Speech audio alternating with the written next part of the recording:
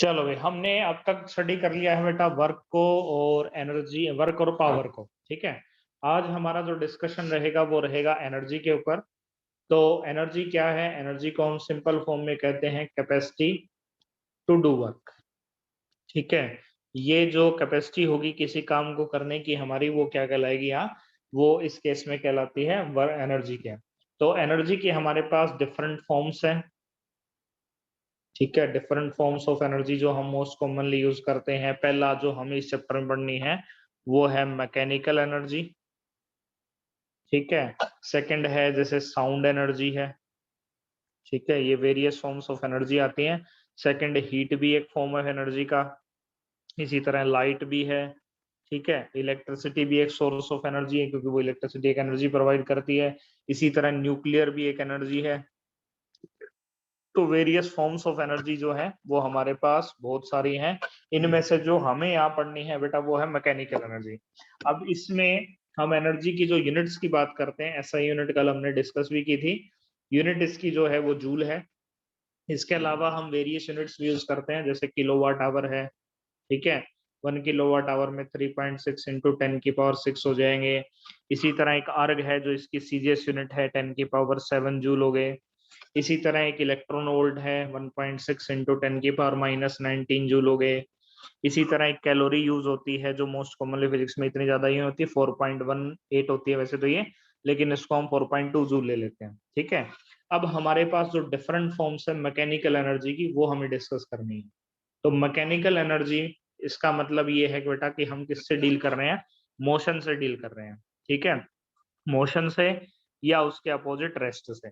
तो पहली तरह की एनर्जी जो होगी उसको हम बोलेंगे काइनेटिक एनर्जी। ठीक है। काइनेटिक वर्ड आपको जहां भी मिले, काइनेटिक वर्ड का मतलब क्या है? जो एनर्जी है, it is the energy associated with the motion. ठीक है। तो काइनेटिक एनर्जी का हमने फार्मूला निकाला, तो काइनेटिक एनर्जी का फार्मूला निकल के है बेटा ½ mv²। मोमेंटम की टर्म में अगर हम इसको लिखें तो मोमेंटम का फार्मूला होता है मास इनटू वेलोसिटी के। ये बड़ा एक फेमस रिलेशन है, बहुत सारे क्वेश्चन इसके मिलते हैं।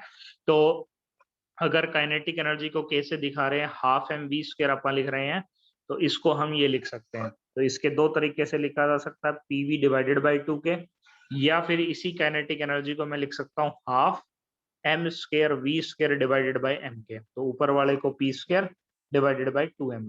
तो इसी तरह से हम इसको दो फॉर्म में लिख सकते हैं, या तो pv डिवाइड बाई 2 या फिर आ जाएगा बेटा p² डिवाइडेड बाई 2m के। तो बात किस कंसिडरेशन में हो रही है उस हिसाब से हमें फार्मूला लेना पड़ता है। तो यहाँ से मोमेंटम और काइनेटिक एनर्जी का बड़ा एक फेमस रिलेशन है, momentum is equal to √2m K. ठीक है। ये रिलेशन हमें ड्यूल नेचर में भी यूज करना, जब lambda is equal to h/mv था तो हमने इसको √2m के लिख दिया था क्योंकि mv मोमेंटम होता है। सेम इसी तरह जब रेडियस साइक्लोट्रॉन में अपन ने निकाला था, mv डिवाइडेड बाई bq था, तो ऊपर वाले को फिर से हमने 2m के रख दिया था। तो अलग अलग फॉर्म्स में इसको अलग अलग तरीके से हम पुट करते हैं, तो ये रिलेशन थोड़ा सा ध्यान रखोगे। ठीक है। अब डिफरेंट फॉर्म में जब इसको एक्सप्रेस किया जाता है तो लगभग इसके क्वेश्चंस आते हैं। ठीक है। उस क्वेश्चंस में आप कैसे न्यूमेरिकल को सोल्व करोगे, क्योंकि परसेंटेज के क्वेश्चन इसमें ज्यादा होते हैं। तो अगर क्वेश्चन है बेटा जिसमें डीलिंग हो रही है हमारी परसेंटेज चेंज से, जैसे एनर्जी चेंज कर दें या मोमेंटम चेंज कर दें, तो वहां तो सबसे पहला शॉर्टकट आप लगा सकते हो, जब जब चेंज जो है बेटा वो लेस देन इक्वल टू 5% हो तब। ठीक है। तो वहां आप डायरेक्ट ही जो आपने लोगरिथम के काम किया था या एरर में कर रहे थे, kinetic energy is equal to हो जाएगी डेल्टा के डिवाइडेड बाय के, डेरिवेटिव मैंने कर दिया, ये हो जाएगी 2 delta P divided by P के। ठीक है। तो यहाँ अगर मैं कहता हूं कि मोमेंटम जो है उसका परसेंटेज चेंज जो है वो 6% है, ठीक है, मान लो 2% है, मुझे काइनेटिक एनर्जी का परसेंटेज चेंज बताना है, तो डायरेक्ट है, यहाँ फार्मूले में 2 है, इंटू में जो मोमेंटम का चेंज है वो रखा, तो ऑटोमेटिकली मेरा आंसर 2% आ जाएगा। ठीक है। इसी तरह अगर मैं कहूँ उल्टा रिवर्स रिलेशन है, डेल्टा पी बाय पी जो है वो किसके बराबर होगा? हाफ डेल्टा के बाय के। ठीक है। तो यहाँ से अगर यही चेंज अगर आप 5% से कम है, जैसे मान लो परसेंटेज चेंज इन के दे रखा है जिसकी वैल्यू बेटा 1.5% है। ठीक है। तो इसका फार्मूला लगा के डायरेक्ट हम निकाल सकते हैं कि 10% चेंज इन पी जो है वो किसके बराबर होगा? 1.5 डिवाइडेड बाई 2, कितना आएगा भाई? 0.5। 75। 75 पर आ जाएगा। तो ठीक है, तो जब 5% से कम चेंज हो, ध्यान से, जब 5% से कम चेंज हो तो हम ये फार्मूला लगाएं। क्या हो गया? अच्छा, इरेजर ले लिया क्या मैंने? जब 5% से कम चेंज हो तो हम ये फार्मूला लगाएंगे। अब अगर परसेंटेज चेंज हमारा मोर देन 5% हो, ठीक है, तो मोर देन 5% के लिए आपको थोड़ी सी कैलकुलेशन करनी पड़ेगी। तो वहां हमारे पास जो फार्मूला निकल के आता है वो होता है डेल्टा के डिवाइडेड बाई के इज इक्वल टू हो जाएगा बेटा P2 डिवाइडेड बाई P1 इसका स्क्वायर -1 इंटू में 100 है। ठीक है, जैसे मैं कहूं कि मोमेंटम जो है बेटा वो चेंज होके वो 50% हो गया। ठीक है, तो चेंज होके 50% हो गया, ओरिजिनल वैल्यू को मान लिया मैंने 100 है। ठीक है, चेंज होके वो कितना हो गया? 50% इंक्रीज हो गया। तो इंक्रीज के केस में कितना आ जाएगा? 150। ठीक है, तो इसके केस में हम ये फार्मूला लगा देंगे, delta K by K is equal to 150 divided by 100, इसका बेटा कर दिया स्क्वायर -1 और इंटू में 100 आ जाएगा। ठीक है, इसको सोल्व कर लेंगे, ये चढ़ जाएगा 3 पे, ये चला जाएगा 2 पे, तो 9/4 -1 इंटू में 100 मैंने कर दिया। कितना बचा भी है? ये हो गए 9 में से 4 गए 5, 5/4 इंटू 100, तो इसको सोल्व कर लो, ये आ जाएगा 25। तो 120। 125% इसकी चेंज वैल्यू है, यानी इंक्रीज कितने का है? 25% का है। ठीक है, तो इस तरीके से हम उसका 25% इंक्रीज बता देंगे, हो जाएगा ना? तो इस तरीके से वैल्यू निकलेगी जब आप परसेंटेज चेंज के केस में काम करते हो। एक और शॉर्टकट भी है, ये भी लगता है, वो भी लगा सकते हैं, वो थोड़ा सा इससे ज्यादा इजी है पर उसमें कैलकुलेशन ज्यादा करनी पड़ती है। ठीक है, तो इसमें फार्मूला याद रखना पड़ेगा, उसमें फार्मूला याद रखने की जरूरत नहीं, वो अभी करेंगे। उसके बाद हम सेकंड करते हैं कि अगर हमें डेल्टा, वो फार्मूला में यूज कर दिया गया, फार्मूला तो पड़ा है। अगर हमें रिवर्स में काम करना है, रिवर्स में काम करना मतलब अगर हमें चेंज इन मोमेंटम निकालना है, तो फार्मूला रहेगा बेटा under root E2 by E1। ठीक है, -1 ये अलग से है इंटू में 100 के। जैसे मैंने कहा कि एनर्जी को मैंने 64% कर दिया ऑफ ओरिजिनल के। ठीक है, 64% ऑफ ओरिजिनल करने का मतलब कि उसकी वैल्यू मैंने राइज कर दी। जैसे मैं कहूँ कि 25% राइज कर दिया मैंने। ठीक है, तो E1 जो है वो 100 है, E2 जो है बेटा वो राइज होके कितना हो जाएगा? 125। फिर उसमें वैल्यू पुट करके हम उसको सोल्व कर सकते हैं। तो इन दोनों चीजों में ये लगा सकते हैं। ठीक है, तो कई बार क्वेश्चन क्या होता है कि इफ एनर्जी या kinetic energy of an object is increased by 12%, find percentage change in momentum. ठीक है, लगभग इससे परसेंटेज चेंज का क्वेश्चन आता ही आता है। तो परसेंटेज चेंज इन मोमेंटम हमें निकालना है। तो इसमें क्या करोगे भी, मान लो कि आपकी इनिशियल वैल्यू जो है बेटा वो 1 है, आप 100 के बजाय 1 से लेके चल सकते हो काइनेटिक एनर्जी की। अब 12% का इंक्रीज किया है, तो 12% का इंक्रीज करने का मतलब अब वैल्यू 1.12 हो जाएगी।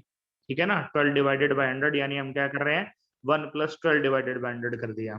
ठीक है, तो इस तरह से इसकी ये वैल्यू आ सकती है, 100 + 10 डिवाइडेड बाई 100 करोगे, ये आ जाएगा।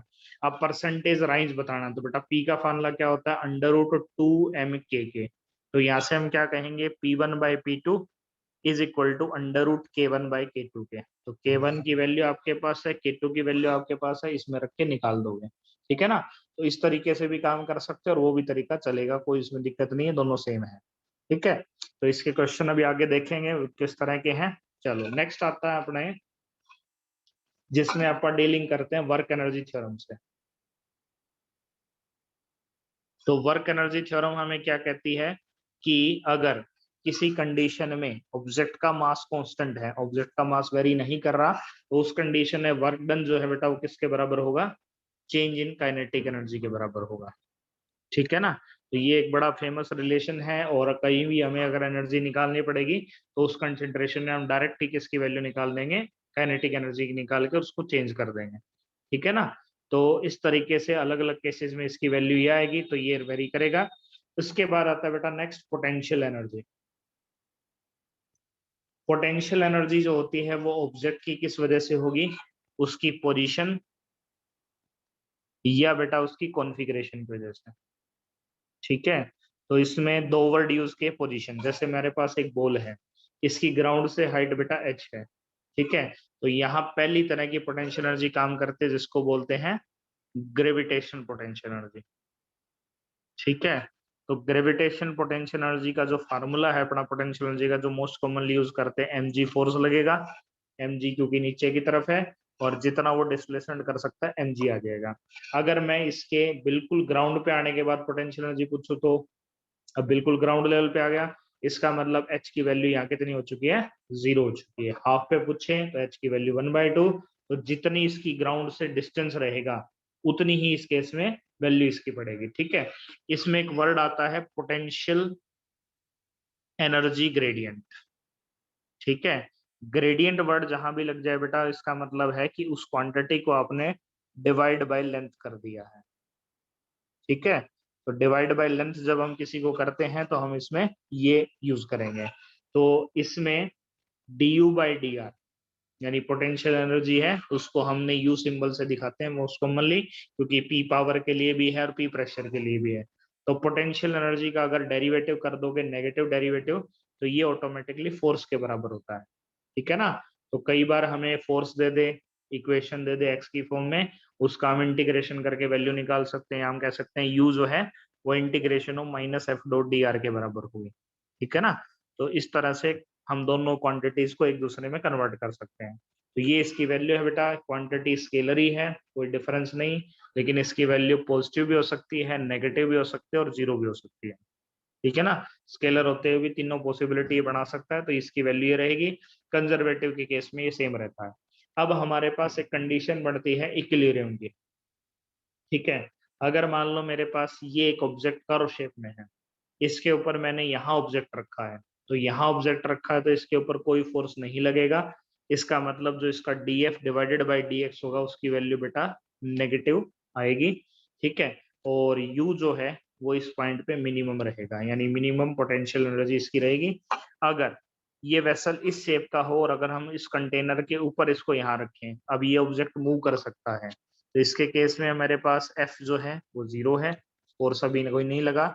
df/dx जो है उसकी वैल्यू बेटा क्या रहेगी, पॉजिटिव आएगी, और u इसके केस में मैक्सिमम होगा, ठीक है ना। एक तीसरी कंडीशन है न्यूट्रल की। अगर मान लो नॉर्मल सरफेस पे मैंने रखा है, तो यहाँ बेटा फोर्स भी 0 है, और जो df/dx होगा वो भी 0 होगा, और जो इसकी एनर्जी होगी वो क्या होगी, कांस्टेंट आएगी। तो ये इक्विलिब्रियम की कंडीशन कई बार बनाता है, तो उस चीज का हमें ध्यान रखना है, ठीक है।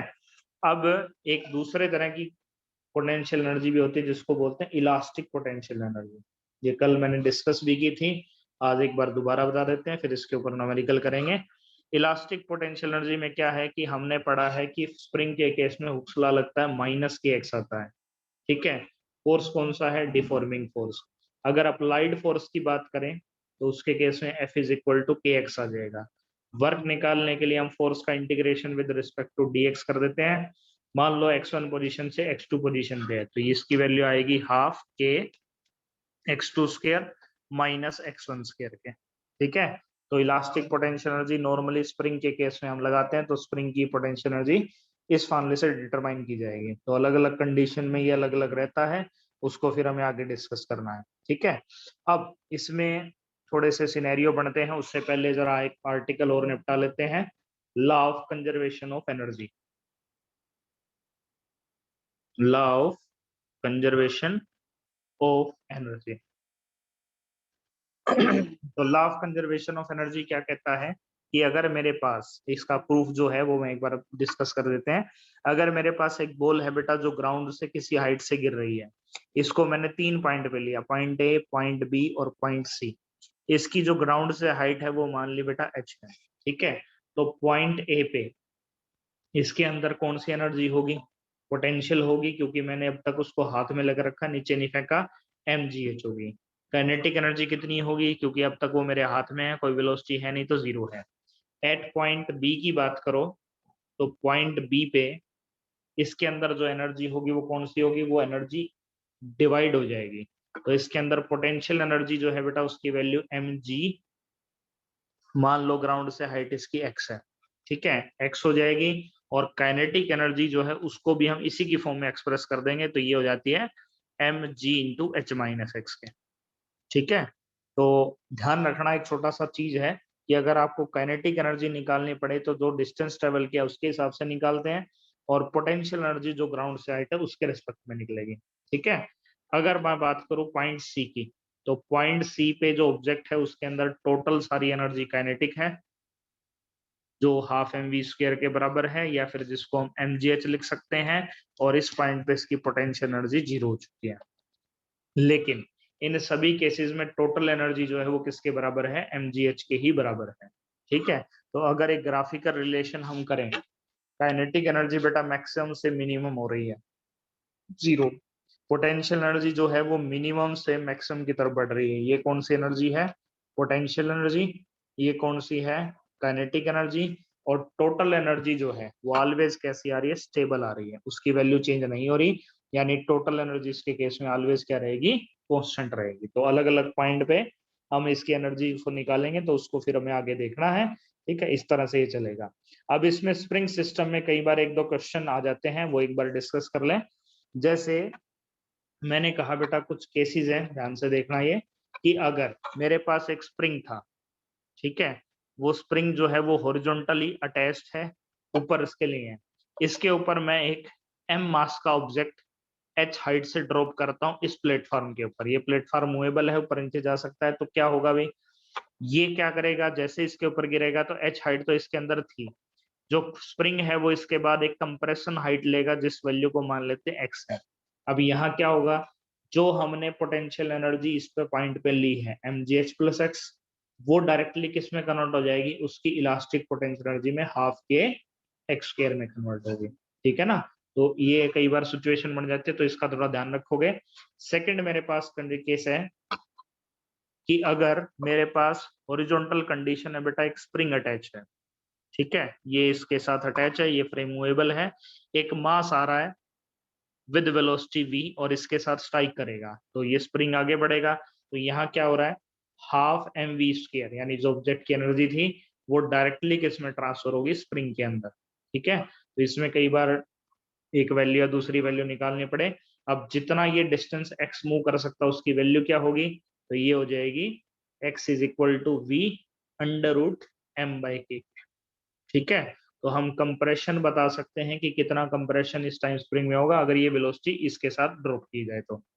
थर्ड केस देखो, अगर मैं कहता हूं बेटा कि अगर एक बॉल है जिसको मैं h हाइट से एक इंक्लाइंड प्लेन से गिरा रहा हूं, ठीक है, और वो आगे जाके एक स्प्रिंग सिस्टम के साथ टकराती है, तो स्प्रिंग इस केस में कितना डिस्प्लेसमेंट करेगा, तो यहाँ क्या हुआ, इसके अंदर कौन सी एनर्जी थी जब ये पॉइंट ए पे था, तो बॉल कौन सी एनर्जी पोटेंशियल थी, पोटेंशियल पोटेंशियल एनर्जी थी। तो इसका मतलब स्टार्टिंग में जो पोटेंशियल एनर्जी थी mgh, उसको किसने जब रिप्लेस कर लिया, स्प्रिंग के इलास्टिक एनर्जी ने, हाफ के एक्स स्क्वायर ने कर लिया।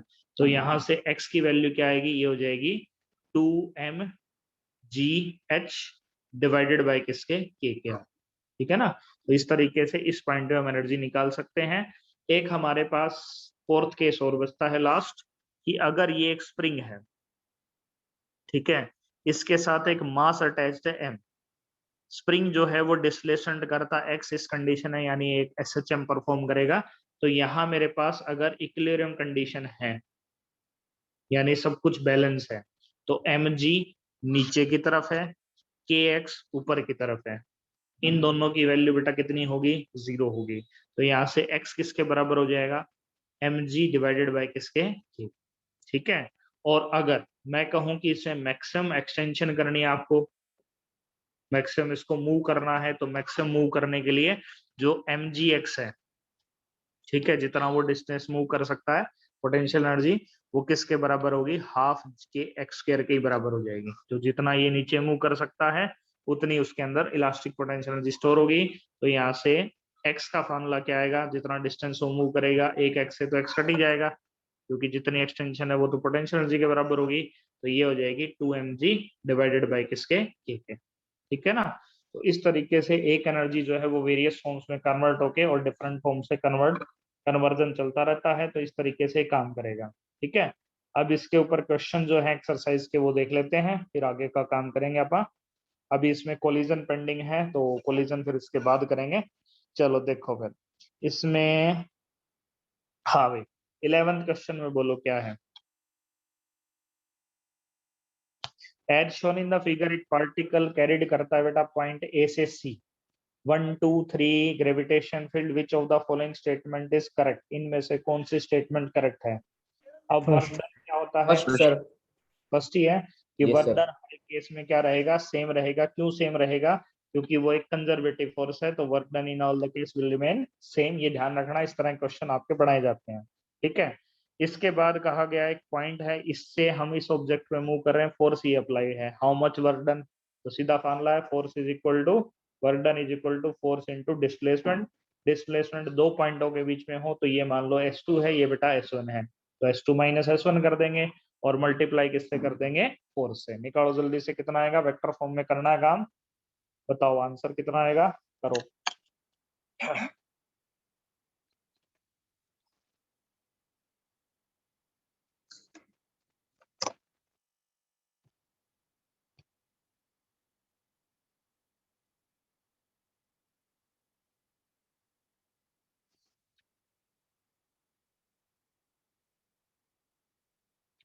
कितना है अभी, 11। 11, हाँ 11 तो नहीं आएगा भाई। सर 9 जूल आता है। 9 जूल सर।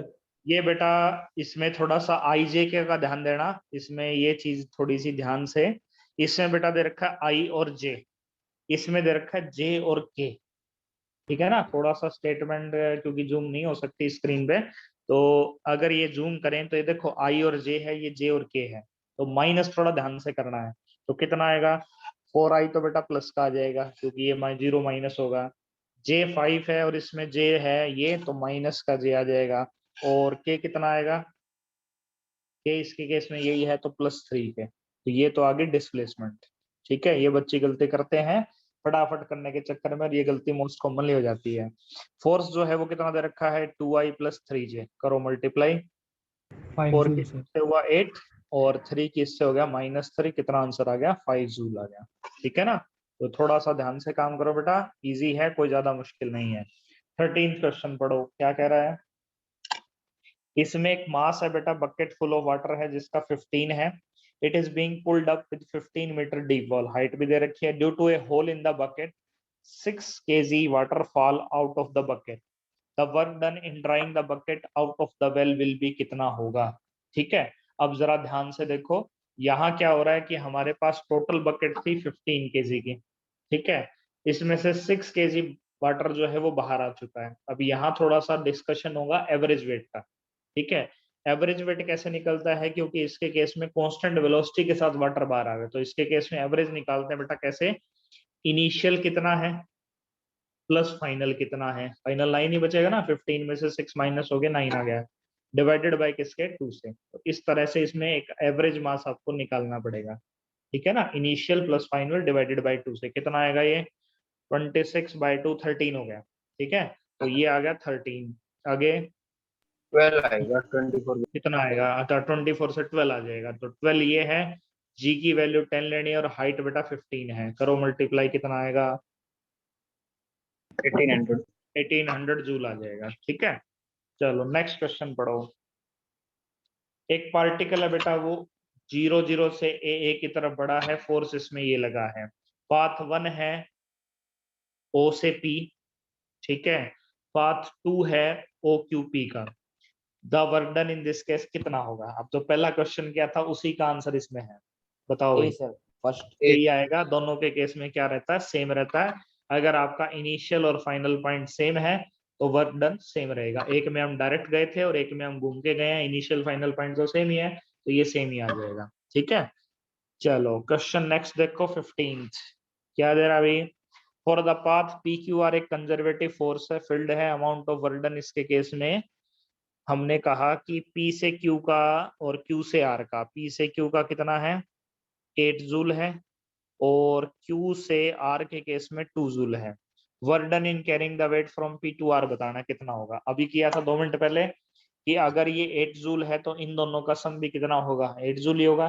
तो अगर ये 8 है, ठीक है, हमें कहाँ ले जाना है, पी क्यू आर एफ पे कंजर्वेटिव फोर्स से पी से क्यू गए, क्यू से आर गए, पी से क्यू गए, क्यू से आर गए, हमें डायरेक्ट पी से आर का बताना है। तो कितना आएगा भाई, इन दोनों का वर्क और इन दोनों का वर्क सेम आए। ध्यान से इसमें इन हमें इनिशियल पॉइंट पी है और फाइनल पॉइंट आर है, ठीक है ना। तो आपको इन दोनों का प्लस करना है, तब जाके आंसर मिलेगा। कितना आएगा बेटा, 10 आएगा, ठीक है ना। तो डायग्राम में ये जरूरी नहीं है कि आपको हमेशा हाइपोटेनस लेना है, ठीक है ना। आपको इनिशियल और फाइनल पॉइंट देखना है। पहले उसने कहा पी से क्यू, फिर कहा क्यू से आर, अब डायरेक्ट कर दिया बेटा पी से आर। तो पी से आर का डायरेक्ट वही है, 8 + 2 कितना आ जाएगा, 10 ही आएगा, ठीक है ना। तो ये गलती मत करना, बहुत ईजी है। चलो ये बताओ, अभी फार्मूला किया था मोमेंटम का, ये लेस देन 5% है, P is equal to √2m के होता है। तो क्या करें, हाफ करें कि डबल करें, पावर कितनी है के की, √, के है ना, 1/2 तो इसका मतलब 1/2 आएगा। 1/2 किसका, 4 का, कितना आया, 2% आ गया, ठीक है। तो लेस देन 5 है तो आप डायरेक्ट काम कर सकते हो, इसके बिना भी हमारा काम चल जाएगा। अगले में क्या है अभी, √E और 1/p का ग्राफ इनमें से कौन सा होगा। तो अभी हमने 2 मिनट पहले किया कि √E के जो है बेटा वो डायरेक्टली प्रोपोर्शन टू पी के होता है। अब हमें यहाँ कह दिया कि इसको 1/p करना है, मतलब ग्राफ जो है वो इनवर्सली का बनेगा। तो इनवर्सली का ग्राफ कौन सा आएगा, सेकंड। एक हाइपरबोला बनेगा। कौन सा हाइपरबोला बनेगा, सेकंड वाला बनेगा, ठीक है ना। रेक्टेंगुलर हाइपरबोला बोलते हैं, जब इस तरह की शेप आती है तो उसको रेक्टेंगुलर हाइपरबोला बोला जाता है। हाँ अभी नेक्स्ट में, मोमेंटम को इंक्रीज करके एन टाइम्स कर दिया, काइनेटिक एनर्जी का क्या होगा। अब एन का मतलब हमें पता ही नहीं क्या होगा, ठीक है। अब एन में क्या करते हैं, हम कहते हैं कि काइनेटिक एनर्जी जो है वो किसके बराबर होती है, सॉरी, मोमेंटम जो है वो √2m के होता है, ठीक है, ये रिलेशन है। तो अगर मैं मोमेंटम को k टाइम्स कर दूं तो डायरेक्ट सी बात है कि मोमेंटम k होगा तो इसमें k² आ जाएगा, तो इसमें n² आ जाएगा, ठीक है ना। क्योंकि n की वैल्यू हमें पता नहीं कितनी है, तो हम इसके केस में डायरेक्ट नहीं कर सकते, हमें इस फार्मूले में रखना पड़ेगा, ठीक है। चलो इसका बताओ क्या आना चाहिए, ध्यान से जवाब देना, गड़बड़ ना कर देना।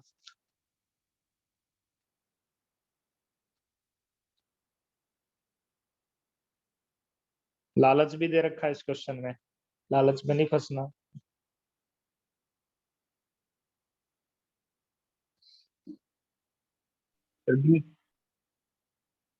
यहाँ कितना आएगा भाई, 30 तो नहीं आएगा, 50 भी नहीं है, ये भी नहीं है, बी आएगा। चलो देखो फिर एक बार, इसमें कह रहा है काइनेटिक एनर्जी आपने इंक्रीज कर दी बेटा, कितनी, 100% इंक्रीज कर दी। तो इनिशियल काइनेटिक एनर्जी मान ली बेटा अपन ने 1, फाइनल काइनेटिक एनर्जी कितनी होगी, 1.2 हो जाएगी। समझिए कैसे हुई, 1 प्लस में 1/100 यानी 100/100 यानी 2% यानी 1.2 होगी, ठीक है। यानी हमने वैल्यू उसकी कितनी कर दी, 2% करके 1.2 कर दी। अब सॉरी 2.2 कर दी, ठीक है। वैल्यू वैसे तो डायरेक्ट ही कर देंगे, वैसे चाहो तो उस फार्मूले में रख लो, उससे भी हो जाएगी, ठीक है। तो इसमें हम कहते हैं P जो है वो √2m के होता है, तो इससे रिलेशन बना तो इससे बना लो, P1/P2 is equal to √K1/K2 के, ठीक है। इंक्रीज 100% से कर दी तो मान लो पहली वैल्यू 1 है, दूसरी वैल्यू अब 2 हो जाएगी, क्योंकि 100% का मतलब उतना ही डबल कर देना उसको, ठीक है। तो मोमेंटम कितना आ गया, P2 जो है वो बेटा √2 ऑफ P आ जाएगा, P1 के। √2 की वैल्यू कितनी होती है, 1.414 होती है। इसको 1 में से माइनस करते अपने को चेंज पता चल जाएगा, मल्टीप्लाई बाय 100 कर दो तो ये 41 पॉइंट कितना आ जाएगा, 4 आ जाएगा। तो अंडर से ही ये क्वेश्चन सोल्व होगा और इसमें कुछ भी नहीं है। चलो नेक्स्ट क्वेश्चन पढ़ो, 20th। वेलोसिटी टाइम ग्राफ दिया है, मास दिया है ऑब्जेक्ट का, हमें वर्क डन बताना है। अभी 2 मिनट पहले किया था वर्क एनर्जी थ्योरम कि वर्क के लिए आप चेंज इन काइनेटिक एनर्जी निकाल लो, ठीक है। तो हाफ m है बेटा 2, velocity v2² minus v1²। v2 कितनी है, 0 है, v1 कितनी है, 20 है, तो इसकी वैल्यू रख दो, ये हो जाएगी 0² माइनस 20²। बताओ कितना आएगा, ये तो कट ही गए, 20 का स्क्वायर करना माइनस का 400 जूल हो जाएगा, ठीक है ना। तो ये आ जाएगी इसकी वैल्यू। तो इस तरीके से न्यूमेरिकल है और कुछ ज्यादा लंबा चौड़ा काम नहीं। हाँ अब ये देखो ये वाला, ये क्वेश्चन भी एक बार आया हुआ एग्रीकल्चर एग्जाम में, पढ़ो जरा क्वेश्चन को क्या कह रहा है। यही है सेम, बस उसमें डायग्राम भी दिया था, इसमें डायग्राम नहीं दे रखा। इसमें एक यूनिफॉर्म चेन है बेटा, लेंथ कितनी है, एल है, मास एम है, laying on a smooth table है। तो ये मेरे पास जैसे एक टेबल है, इसके ऊपर ये चेन है जो इस तरह से नीचे लटक रही है, ठीक है। आगे 2/3 of its length is hanging over the edge of the table, इसका जो लेंथ है वो 2/3 लेंथ जो है वो लटक रही है नीचे की तरफ। आगे g is the acceleration due to gravity, work done to pull the hanging part of the table कितना होगा, ठीक है। तो वर्क डन यहाँ कितना होगा, mgh होगा, ठीक है। तो mgh कैसे निकालें, तो वर्क हम पहले मास निकालते हैं। तो सबसे पहले मास निकालने के लिए total mass divided by total length, ये तो आ गया मास पर यूनिट लेंथ। जितनी लेंथ नीचे लटक रही है उस लेंथ से मल्टीप्लाई कर दो, तो हमारे पास टोटल मास बेटा 2m/3 हो गया, ठीक है, जो हैंगिंग पार्ट का है। तो हाइट कितने से हमें उसको रेज करना पड़ेगा, क्योंकि इसको हमें कहाँ लाना है, pull the hanging part on the table लाना है, यानी इसको वापस खींचना है अपने को, ठीक है। तो इतनी ही हमें इसके अंदर पोटेंशियल एनर्जी निकालनी पड़ेगी जितनी इसके अंदर है फिलहाल, ठीक है। तो हाइट कितनी है भी इसकी, हाइट के लिए हम क्या करते हैं, हाइट के लिए हमें टोटल लेंथ पता है कितनी है, एल। तो बाकी कितनी बची, ऊपर की तरफ लेंथ 2/3, अगर नीचे है तो ऊपर कितनी बचेगी 1/3। तो लेंथ कितनी खींचनी है अपने को, L/3, क्योंकि जैसे ही L/3 खींचेगी वो ऊपर की तरफ आ जाएगा। तो वर्क डन का फॉर्मूला लगाया, m है 2m/3, g ही है, और लेंथ है बेटा L/3 के। तो कितना आ गया 2mgl डिवाइडेड बाई किसके आ गया 9 के। अब यहाँ आपको ये चीज उस क्वेश्चन में तो सेम ही थी, पर इसमें थोड़ी सी वेरी कर रखी है, ठीक है ना। तो इस तरीके से क्वेश्चन होगा, समझ में आ गया सबको, ये ध्यान से कर सर लेना, ये आया हुआ है पीछे। हाँ जी, लेंथ बताना एक बार, L/3 कैसी है? ये हाइट कैसे L/3 है ये बताना है क्या। देखो हमारे पास कंडीशन क्या है बेटा कि टोटल इसकी लेंथ जो हैंग कर रही है वो 2L/3 है, ठीक है। उस 2L/3 को हमें ग्राउंड से कितना पिक करना है, work done in pulling the, if G is the acceleration done to pull the hanging part on the table है। अब हमें क्या करना है, हमें सिर्फ इसके हाफ पोर्शन को ऊपर लेके आना है, क्योंकि हाफ पोर्शन अगर ऊपर आ गया तो मेजोरिटी पोर्शन हमारे पास आ जाएगा, ठीक है। तो इसके केस में हम L/3 करते हैं। अब इसके दो तरीके हैं। पहला तरीका तो ये है कि इस चेन जो लटक रही है उसका आधा हिस्सा ले आओ, तो ये भी L/3 हो गया। दूसरा क्या तरीका है बेटा कि कितना पार्ट हमारा चेन का ऊपर की तरफ है, क्योंकि खींच तो हम उसी को सकते हैं ना, ठीक है। तो कितना चेन का हिस्सा ऊपर की तरफ था, 2L/3 टोटल था, L टोटल है, उसमें से 2L/3 माइनस कर दो, ऑटोमेटिकली कितना बचेगा L/3 बचेगा।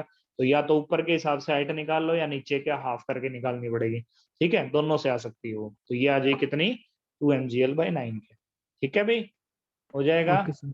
चलो यस सर। नेक्स्ट देखो, दोनों तरीके हैं, दोनों तरीकों से निकाल सकते हो, दोनों से सेम आती है।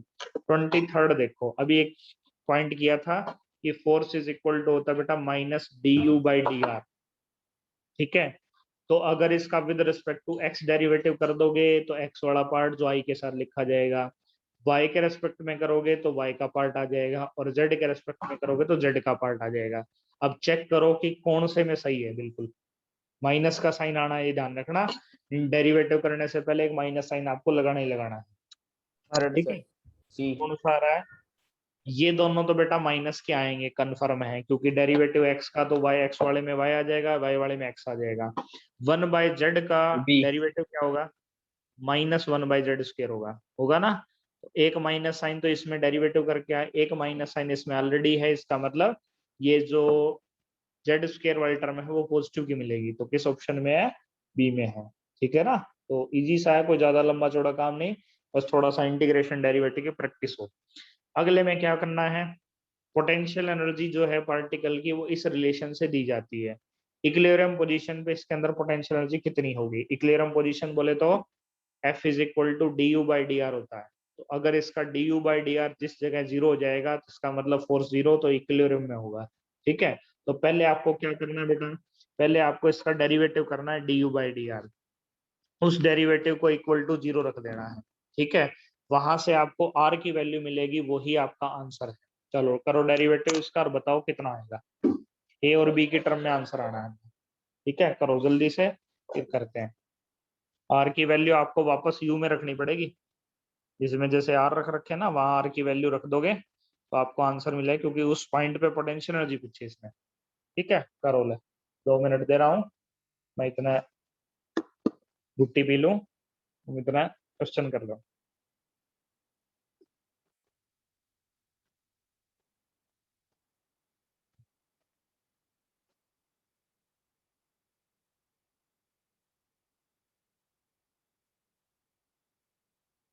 सिलेबस किस किस का हो गया रे पूरा? मैथ का हो गया पूरा है भाई? Almost sir. ऑलमोस्ट मतलब अभी तक फिनिशिंग एंड पे नहीं आए हो। और बायो का? बायो वालों, बायो का कितना करे क्या?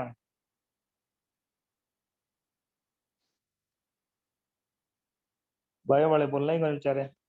हम्म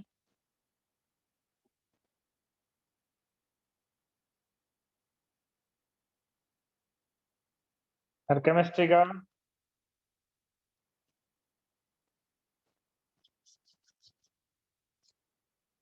न्यूमेरिकल में बिजी हो रहे सारे। हम्म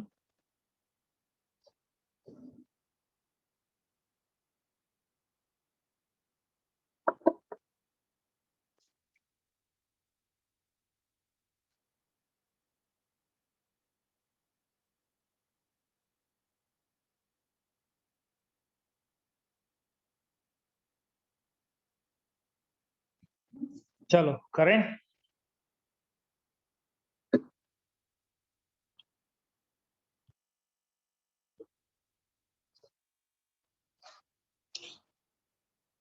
तो हमारे पास है u, जिसकी वैल्यू हमें निकालनी है du/dr के लिए। तो पहले में है a, r की पावर है बेटा -12, तो क्या आएगा -12 आगे आ जाएगा, डिवाइडेड बाय r की पावर कितनी आ जाएगी 13 आ जाएगी। ठीक है, अगले में करोगे r की पावर 6 आगे आ जाएगा, यहाँ आ जाएगा b, और ये होगा r की पावर, r की पावर आ जाएगी 7 इसमें। ठीक है, अब इसमें कॉमन निकाल लो, कॉमन आ जाएगा, माइनस का साइन ना लो, 6 ले लो, r की पावर 7 कॉमन निकाल लो, क्या बचेगा भाई -2 डिवाइड बाई r की पावर 6, प्लस में b डिवाइडेड बाय a भी आएगा, सॉरी डिवाइडेड बाय, ये तो आ ही गया। ठीक है, तो यहाँ से हम वैल्यू निकालेंगे इज इक्वल टू 0 रख के, तो r की पावर 6 की वैल्यू क्या आएगी भी, ये हो जाएगी b डिवाइडेड बाई 2a। ठीक है, तो ये वैल्यू r की पावर 6 की आएगी। r की पावर 6 की वैल्यू हम डायरेक्टली रख सकते हैं, क्योंकि r की पावर 12 और 6 मल्टीपल ही है, तो u आ जाएगा अपना a डिवाइडेड बाई इसका स्क्वायर कर दोगे b स्क्वायर, इंटू में 4a स्क्वायर हो जाएगा। ठीक है, माइनस का b, r की पावर 6 होगी b डिवाइडेड बाई 2a, तो जो कट सकता है काटो, बताओ कितना आंसर आएगा। ओह, 2a बाई b आएगा क्या? उल्टा रख दिया भैया, 2a डिवाइड बाई बी आएगा, क्योंकि उल्टा भी तो करना है ना r की पावर 6 में। चलो चेंज करो फटाफट, ये हो जाएगा b स्क्वायर 4a स्क्वायर, और इसमें आएगा b divided by 2a into में b। ठीक है, निकालो, a से तो a कट ही जाएगा, बस सब्ट्रैक्ट करना है 1/4 में से 1/2।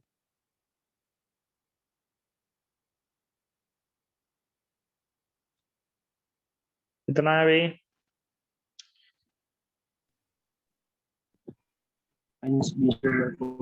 -1/4 b स्क्वायर बाय a आ जाएगा। ठीक है ना, तो इस तरीके से वैल्यू इसमें निकलनी है। हाँ जी बोलो। Option second sir. Option second आ जाएगा। चलो आगे देखो, फिर आ गया भी सबका। ये भी एक थोड़ा सा इंपॉर्टेंट क्वेश्चन है, ध्यान से कर लेना इसको। नेक्स्ट क्वेश्चन देखो, हमारे पास एक 2 ग्राम की बॉल है बेटा, glass is release from the edge of a hemispherical cup of radius कितना है 20 सेंटीमीटर। इस तरह का एक कप है, इसके एज से मतलब इस किनारे से हमने एक बॉल ड्रॉप की है, जिसकी रेडियस कितना है 20 सेंटीमीटर है। ठीक है, how much work is done on the ball by the gravitation force ball downward of the cup. अब असल में जो बॉल है वो यहाँ से चल के यहाँ पहुंचेगी ऐसे। ठीक है, तो इसके केस में हम जो वर्क निकालेंगे वो किसके बराबर होगा mg।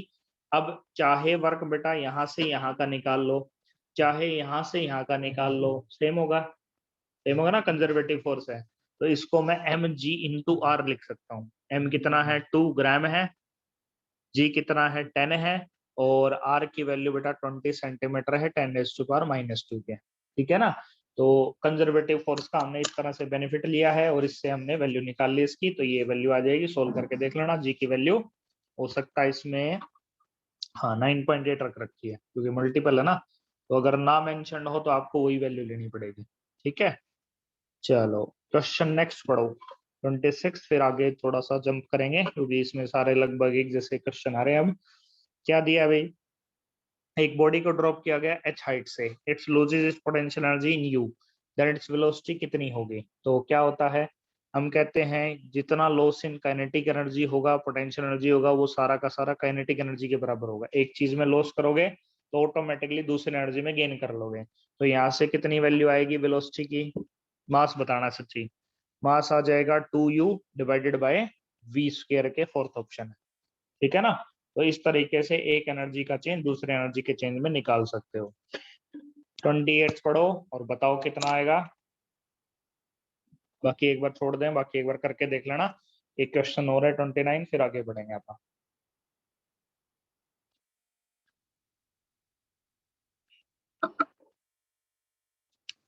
एक बॉल है बेटा जिसका मास है 4 kg, दूसरी है 8 kg की, दोनों का हमने 100 फीट की हाइट टाल बिल्डिंग से गिराया। After a fall of 50 feet eastward their respective kinetic energy in the ratio कितना होगा। तो काइनेटिक एनर्जी mgh के बराबर होती है, दोनों की हाफ के लिए कह रहा है, तो m1 डिवाइडेड बाय m2 आ जाएगा। तो यहाँ से gh से तो gh कटेगा क्योंकि हाइट तो दोनों की सेम है, हाफ ही पूछी है। तो काइनेटिक एनर्जी का रेशियो बनाए चाहे पोटेंशियल का बनाए सेम रहेगा। तो मास का रेशियो कितना भी 4/8 है, तो कितना आ जाएगा 1:2 आ जाएगा, ठीक है। नेक्स्ट क्वेश्चन, टोटल एनर्जी बतानी है पार्टिकल्स की कितनी होगी, ठीक है। आपको क्या दे रखा है बेटा, फोर्स दे रखा है, सेंट्रीपिटल फोर्स। तो फोर्स है a-a/r² के, ये माइनस साइन इसके साथ है, ठीक है।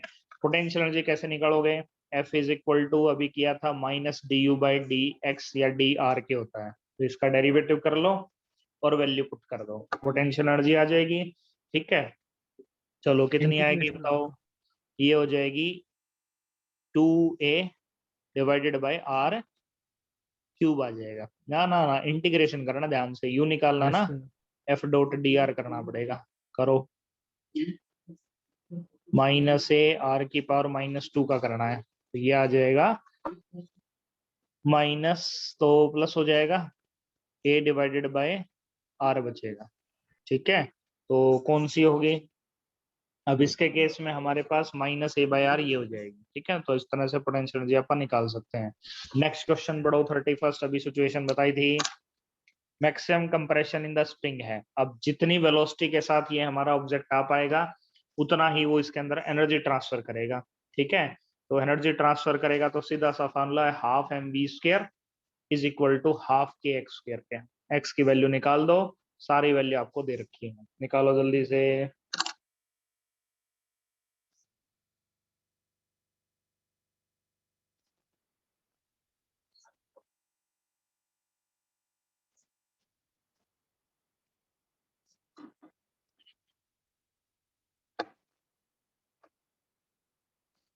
कितनी आए भाई,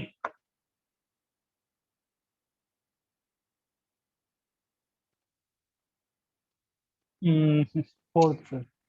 कितनी आई, फोर्थ आ गया 0.15, ठीक है।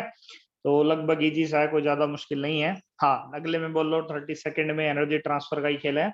एक वर्टिकल स्प्रिंग है बेटा जिसकी फोर्स कांस्टेंट k है, ठीक है। Fixed on the table, a ball of mass m at a height of h above the free upper end of the spring falls vertically on the spring, है वो जो case था उसी तरह से है। The spring is compressed by distance d, the net work in this case कितना होगा।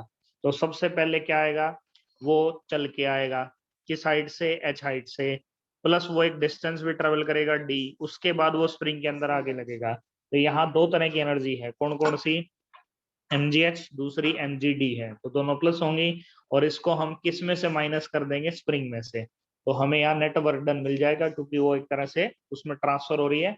तो पहले हाई थी बाद में कम होगी, तो इस तरह से वैल्यू निकलेगी, ठीक है। नेक्स्ट पढ़ो 33rd।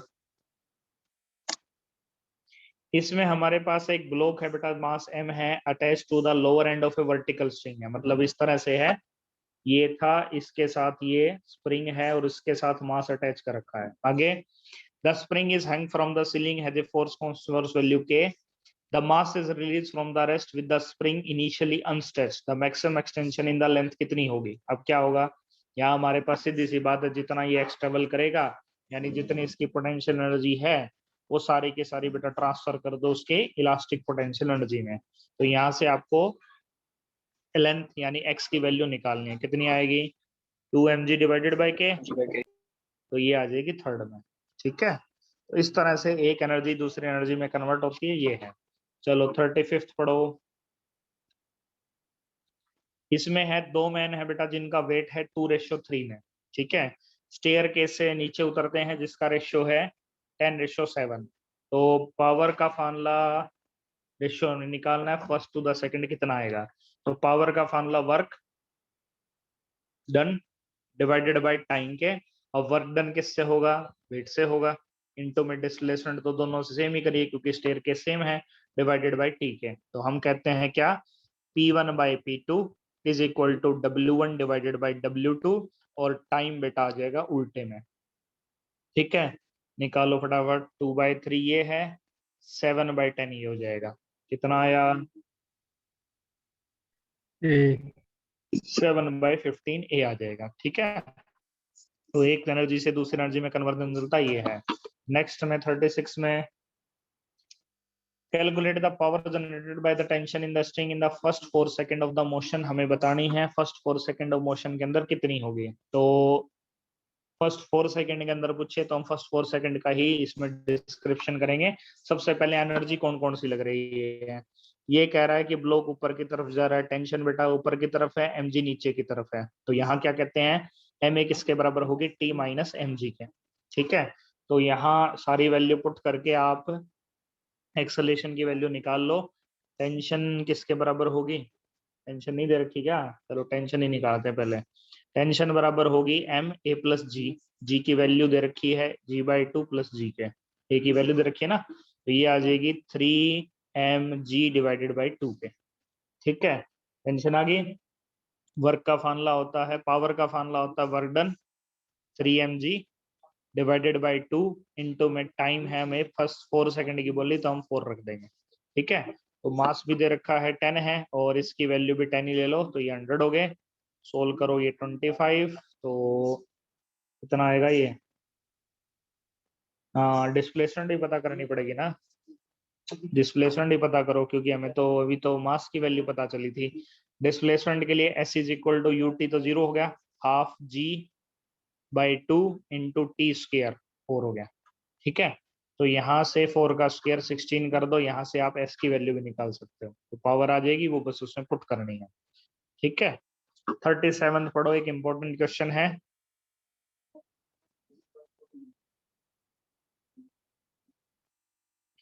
इसमें एक बॉडी है बेटा, मास है m, starting from the rest from origin moves along x axis with constant power है, relation between velocity and distance कितना होगा। अब पावर का फार्मूला होता है फोर्स इंटू वेलोसिटी, फोर्स का होता है mass into acceleration into velocity. ठीक है, और एक रिलेशन आपने पहले भी पढ़ रखा है कि हम एक्सेलेरेशन को v into D V divided by D X लिख सकते हैं ना। तो यहाँ अगर इसकी वैल्यू बेटा कांस्टेंट है तो हम क्या कहेंगे कि v जो है वो x की पावर कितने के आएगा, v अगर हम बात करें तो v dv v स्क्वायर हो गया। ठीक है, v square into D V, यहाँ आ जाएगा dx के, दोनों का इंटीग्रेशन कर देंगे तो v क्यूब, x क्या आ जाएगा, तो v x की पावर कितना आ जाएगा 1/3 या x v क्यूब के। ठीक है, ये प्रोपोर्शन इसका बनेगा, तो ये इस रिलेशन से हम चलेंगे। ठीक है भाई, नेक्स्ट पढ़ो 38। इसमें बोला एक पंप है जो हमने यूज किया है, deliver water at a certain rate from A given pipe to obtain n times water from the same pipe in the same time, by what factor the force of motor should be increased है। ठीक है, अब water के case में हम मास को तो ले नहीं सकते, उसके एरिया इंटू वॉल्यूम को ले सकते हैं, तो हम उस फैक्टर को लेके इसमें चलेंगे। तो सबसे पहले हम कहते हैं कि इसका mass change with respect to time किसके बराबर होगा, हो जाएगा एरिया इनटू में उसका वेलोसिटी फ्लो इनटू में उसकी डेंसिटी। ठीक है, तो एरिया वॉल्यूम जो था उसको मैंने एरिया इंटू डेंसिटी रख के dx बाई dt को मैंने v रख लिया, velocity of the liquid flow के। तो यहाँ हम ये रख सकते हैं। अब मैं कह रहा हूँ कि पहले मास ये जा रहा था, अब मास को n टाइम्स करना है मेरे को। ठीक है, तो यहाँ हम कहते हैं क्या कि जो नया v डैश है वो पुराने वाले का n टाइम्स हो जाएगा। ठीक है, और पावर का फार्मूला क्या होता है बेटा, पावर का फार्मूला होता है, क्या करना है अपने को, by what factor, force on the motor. चलो फोर्स को करना है, तो फोर्स का फार्मूला होता है v dm बाई dt। समझ गए, जब अपने पास मास जो है वो वेरी करने लग जाए तो हम ये फार्मूला चूज कर लेते हैं फोर्स के लिए। अब क्योंकि दोनों ही फैक्टर हमें चेंज करने हैं, इसको भी n करना पड़ेगा और इसको भी n करना पड़ेगा, ऊपर से रिलेशन है ना, समझे, मास भी चेंज करना है और वेलोसिटी ऑफ फ्लो को भी n टाइम्स करना है। इसका मतलब फोर्स को कितना करें, n स्क्वायर टाइम्स करेंगे। ठीक है ना, इस तरीके से वैल्यू इसमें आ जाएगी, ये रहेगा इसमें। चलो एक दो क्वेश्चन आगे के उठाते हैं। हाँ ये देखो, ये एफिशिएंसी के ऊपर का क्वेश्चन है 44th। क्या कह रहा है अभी 44th में, अगर हम कह रहे हैं एक मास है बेटा 4 kg का जो moving up on an incline plane 140, इसका क्या मतलब होता है, किसकी वैल्यू होती है ये 1/40। ये कल किया था ना अपन ने, जब ये इस तरह से मिले तो ये किसकी वैल्यू होती है, साइन थीटा की 1/40। ठीक है, ये भी एक एंगल देने का तरीका है। मास दे रखा है, वेलोसिटी दे रखी है, efficiency 50%, calculate the power required इसके केस में बतानी है। तो यहाँ थोड़ा सा केस ये है कि बेटा कि ये इंक्लाइन प्लेन पे ऊपर चल रहा है। इंक्लाइन प्लेन पे आप लोगों ने पढ़ा होगा कि ये mg है, ये mg कोस थीटा, तो डाउनवर्ड फोर्स जो लगता है वो mg साइन थीटा लगता है। तो फोर्स जो होगा वो क्या आ जाएगा, m कितना है 4 g 10 ले लो इंटू साइन थीटा की वैल्यू 1/40 दे रखी है, तो ये तो कैंसिल ही हो गया, 1 न्यूटन आ गया। ठीक है, तो हमें इसकी एफिशिएंसी बतानी है, तो 9.8 ले लो, वैसे तो 9.8 लेना पड़ेगा इसमें क्योंकि फ्रैक्शन में तो उसी में आ सकता है, 10 में तो नहीं आएगा। तो इसको सिंप्लीफाई कर लो, ये कैंसिल हो गया, ये आ गया अपना 0.98 न्यूटन। ठीक है, अब इसके केस में इसकी एफिशिएंसी 50% करनी है। 50% होने का मतलब है कि रिक्वायर्ड पावर हमें 50% ही चाहिए, सिर्फ जो मोटर है उसका सिर्फ 50% ही चाहिए। तो रिक्वायर्ड पावर जो होगी वो हमें डबल लगानी पड़ेगी क्योंकि ट्रांसफर सिर्फ वो 50% ही होगी। तो 2 फोर्स है बेटा 0.98 इंटू वेलोसिटी कितनी रखनी है 40। ठीक है, करो सिंप्लीफाई, कितना आएगा 98 की 8 से करनी है, सी 98 की 8 से करोगे तो 9 8 78.4 आ जाएगा। ठीक है, तो ये वैल्यू आएगी। हाँ, इसका क्या मतलब है 45th का, वैसे एनर्जी के क्वेश्चन ज्यादा नहीं आते तो निश्चिंत रहो जी, कोई ऐसी दिक्कत की बात नहीं है। इसमें एचपी बोल दिया, अब एचपी से पावर कैसे निकालोगे बताइए, पावर जो है वो 746 वोट होती है। ठीक है, बाकी इसमें सेम गाड़ी है, इसमें टाइम निकालना है अपने को। तो ये क्वेश्चन है बेटा, ये एक बार करके देखो। कोलिजन में फिर तुम्हें मंडे को ही करवाऊंगा, कल तुम्हारा शायद टेस्ट है ना। Yes sir. चलो कल टेस्ट की तैयारी करो। तुम्हारा आज मैंने वर्क वर्क ही करवाया, आगे नहीं करवाऊंगा क्योंकि आज मेरे थोड़ा सा काम भी है। और बाकी फिर कोलिजन जो है वो मंडे को ही कर लेंगे, छोटा सा ही आर्टिकल है। ठीक है, एक बार 2 मिनट रुकना, थोड़ी सी बात करनी थी ना।